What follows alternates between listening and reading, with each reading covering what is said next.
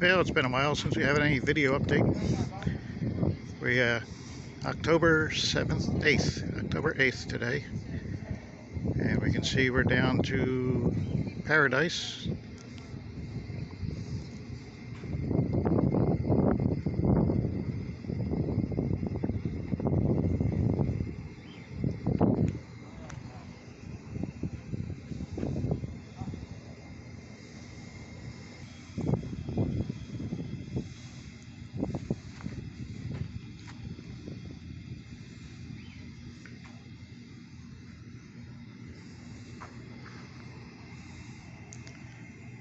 Not exactly a straight wall, but it's a wall.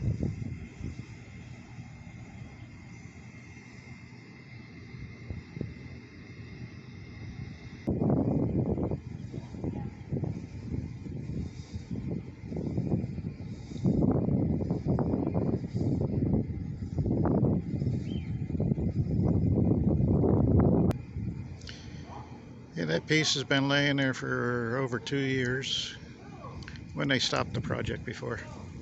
Maybe they'll pick it up this year.